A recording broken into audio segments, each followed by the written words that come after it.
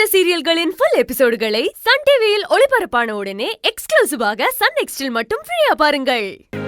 என்னதெல்லாம்? என் அண்ணன் ஜெயில இருந்து வெளியே வரணுங்கிறதுக்காகவும் என் தங்கச்சி ஆனந்தி எந்த சிக்கல்லையும் மாட்டிக்க கூடாதுங்கிறதுக்காகவும் இன்னைக்கு யாரோ முகம் தெரியாதவங்க கால்ல எல்லாம் விழற. நீ என்ன சாதாரணவனா? எவ்வளவு பெரிய வசதியான வீட்டு பையன், உன்னை செல்லமா பாத்துக்கிற அம்மா, ஃப்ரெண்டா ட்ரீட் பண்ற அப்பா, 7 தலைமுறைக்கும் உட்கார்ந்து சாப்பிடுற அளவுக்கு சொத்து, பெரிய கம்பெனியோட ஓனர், பாக்ஸிங்ல நேஷனல் சாம்பியன், இப்படி ஏகப்பட்ட குவாலிட்டிஸ் இருக்கிற நீ எனக்காகவும் என் குடும்பத்துக்காகவும் எவன் காலையோ பிடிக்கிற. அந்த அளவுக்கு எங்களை பிடிக்குமா?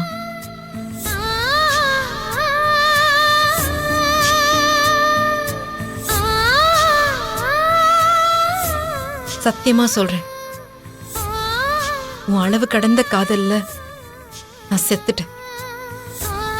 இந்த அளவுக்கு ஒரு பொண்ண ஒருத்தனால நேசிக்க முடியுமான்னு எனக்கு தெரியல. பாக்கெட்ல 1000 ரூபாய் இருந்தாலே எவனையும் மதிக்காத சிலர் இருக்கிற இந்த உலகத்துல எல்லாமே இருந்தும் என் ஒருத்திக்காக எதுவுமே இல்லாதவ மாதிரி நீ இருக்கிறத பார்க்கும்போது எனக்கு எப்படி இருக்கு தெரியுமா?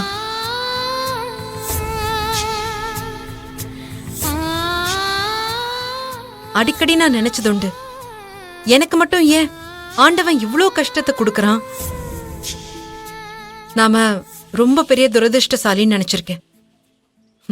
ஆனா இப்ப நான் நெஞ்ச நிமித்திட்டு போல்டா சொல்றேன், என் எழில் மாதிரி ஒருத்தன் கிடைச்சிருக்கிறதுக்கு நான் தான் உலகத்திலேயே பெரிய அதிர்ஷ்டசாலின்னு.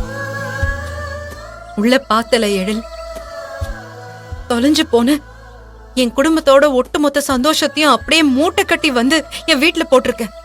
இதெல்லாம் யார் செய்வா சொல்லு? தப்பு செய்யாத என் அண்ணன் தண்டனை அனுபவிச்சிட கூடாதுன்னு தான் நான் யோசிச்சேன். ஆனா நீ அனுவுக்கு அப்பா இருக்கணும், எங்க அம்மாவுக்கு மகன் இருக்கணும், என் அன்னைக்கு புருஷன் இருக்கணும், எங்க எல்லாருக்கும் ஒரு சகோதரன் இருக்கணும்னு எங்க உணர்வுகளை புரிஞ்சு அவனை வெளியெடுக்க நினைச்சிருக்கேன். இப்படிப்பட்ட உன்னை நான் இத்தனை வருஷம் காக்க வச்சிருக்கேன்.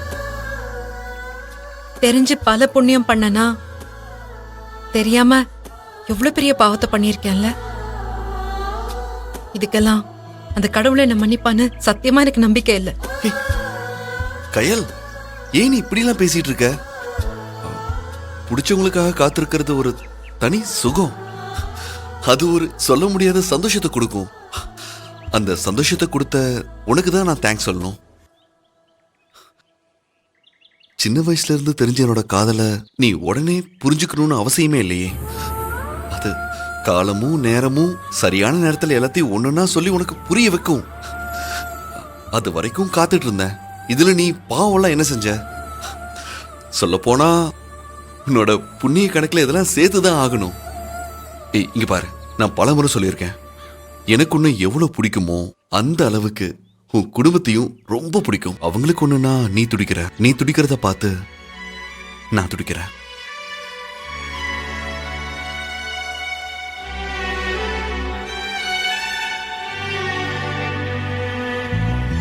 இன்னொரு விஷயம் சொல்லட்டுமா?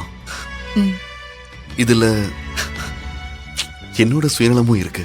அது என்னன்னா, உன்னோட எல்லா பிரச்சனையும் சால்வ் ஆனாதானே நீயும் நானும் வாழ்க்கையில ஒண்ணு சேர முடியும். 4 வருஷம் டைம் கேட்டிருக்க. அதுக்குள்ள எல்லாம் சரியாயிடுச்சுன்னா நான் உன் கழுத்துல சீக்கிரம் தாலி கட்டி காதலியான உன்னை என் மனைவி ஆக்கிப்பேன்ல.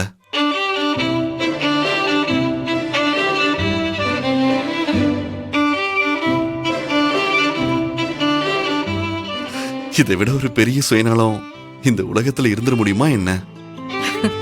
மூர்த்தியை வெளியே கொண்டு வரணும்னு நான் மட்டும் போராடல, நீ தான் என்னை விட அதிகமா கஷ்டப்பட்ட. சோ உனக்கு வர வேண்டிய எல்லா கிரெடிட்டையும் எனக்கு தார வாத்தி கொடுத்துறாத. இப்ப மட்டும் இல்ல, எப்பவுமே நான் உன் கூட தான் இருப்பேன்.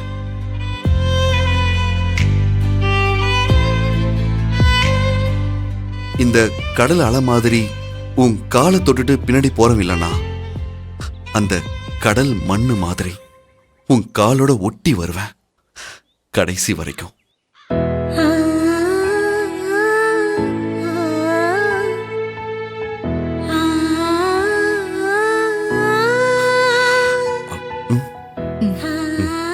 நான் கிளம்புறேன்.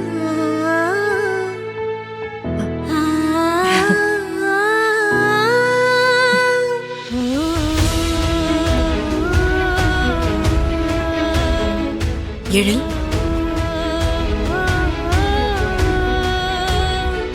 கூப்பிட்டியா? ஆ, ம். ஆ, ஆ, ம்ஹும்.